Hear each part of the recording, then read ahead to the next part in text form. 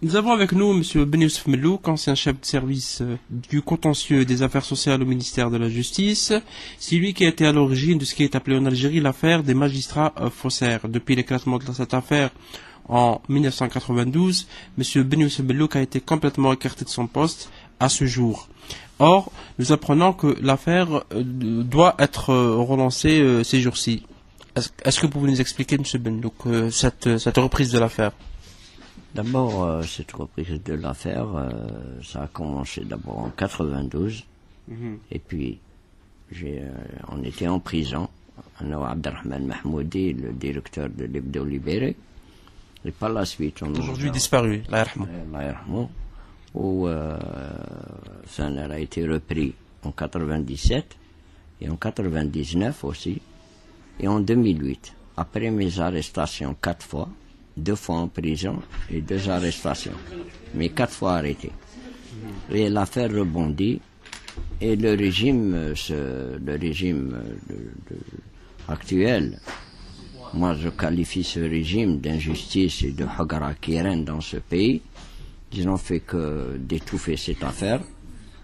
Et la vérité dans ce dossier, ça touche des personnalités très importantes. Par exemple, dans le régime, il y a des ministres, il y a des parents, même des chefs d'État qui sont impliqués, qui ont des liens, même avec des membres du gouvernement qui sont vous savez que les magistrats sont très influents parce que tout le monde a besoin de ces magistrats. Ce qui fait il y a une dérobade du président Bouteflika dans ce dossier depuis son installation. Je reçois des menaces et je reçois des... De quel type? Des menaces par l'intermédiaire du pouvoir judiciaire. Parce que ce sont des magistrats qui ont trafiqué, impliqué, ils ont une solidarité, et même leurs syndicats. Des magistrats avaient déposé plainte contre nous, moi et Mohamed Mahmoudi, Allah yarhamou. Ce qui fait qu'il y a une solidarité, ils sont très puissants. Mais une des affaires la plus médiatisée en Algérie, c'est cette affaire. Mais il n'y a pas eu de suite au niveau de la justice. Mais la justice, à chaque fois, elle cherche comment me condamner au lieu d'aller au fond. Ils vous ont déjà des condamnés? J'ai été condamné à 3 ans de prison avec sursis, 4 mois de prison et des mises en liberté par le juge d'instruction. Pour quel motif? C'est quoi les accusations? Pour l'affaire, ils veulent que cette affaire... ils ont essayé pour divulgation de secrets. Or que cette divulgation de secrets dans ce genre, qui est un crime économique, il est d'abord de mon devoir de dénoncer. J'ai fait un travail dans le cadre de ma mission qui m'a été donnée par les ministres de la Justice auparavant et les ministres des Moudjahidines. Depuis l'affaire des circulaires de Boumediene et de Chedli. Lorsque j'ai découvert de hauts magistrats nommés par décret du président, qui sont appelés à juger l'opinion, le peuple, les citoyens, les cadres, qui ont trafiqué, ils ont vu ce scandale, ils ont toujours voulu l'étouffer. Mais malheureusement, moi j'ai tenu tête, parce que je me suis senti d'avoir fait mon devoir et victime d'une injustice de la part de ces gens-là, la mafia politico-judiciaire qui règne dans ce pays, qui doit normalement, le président de la République doit assainir d'abord ce dossier. Il l'a pas fait. Il l'a pas fait et j'ai été convoqué à la présidence et ils sont dérobés.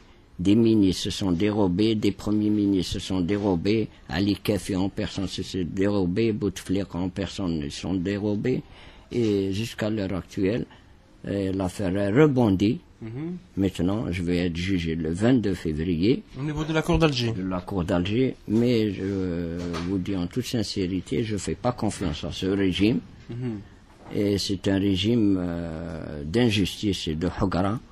Et il faut des gens, pour ouvrir ce dossier, il faut un chef d'État digne d'un courage, parce que ça touche les martyrs de la Révolution, ceux qui ont trafiqué la qualité de Moudjahid, qui est devenue l'affaire des faux Moudjahidines.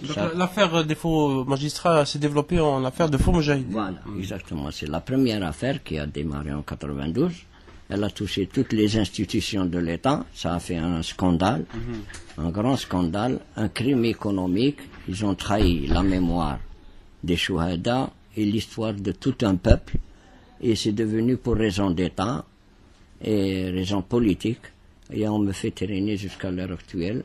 Mais je ne pense pas, même, je sais qu'ils ont cherché comme condamné pour divulgation de secrets et pour étouffer.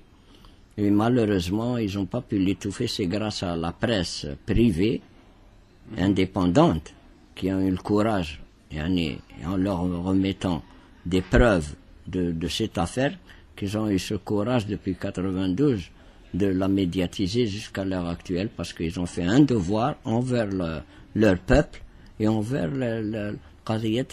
les martyrs.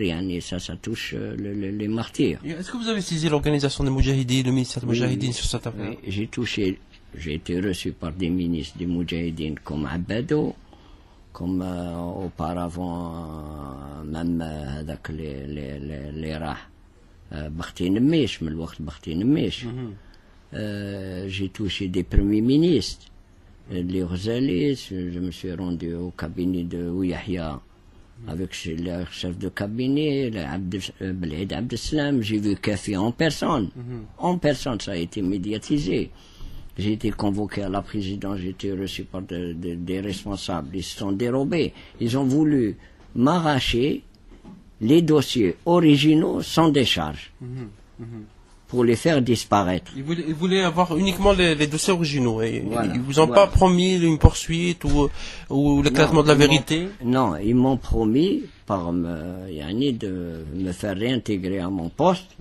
Et j'ai vu que j'étais pas, il y avait rien de sérieux, parce que ils pourront pas me rendre à mon poste, parce que toute la magistrature et le syndicat s'est soulevé pour faire un chantage au gouvernement de faire grève en cas je retourne à la justice.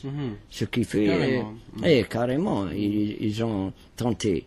D'ailleurs, même les magistrats qui sont jugés partis dans cette affaire ont fait le maximum d'éviter ce problème et de l'étouffer au lieu d'aller au fond pour voir la vérité de ce dossier, parce qu'il y a des ministres de la justice qui sont impliqués, des ministres al-Moudjahidine et toutes les institutions de l'État, et ils me font entraîner comme moi pour mettre ma condamnation, l'interdiction de quitter le territoire national.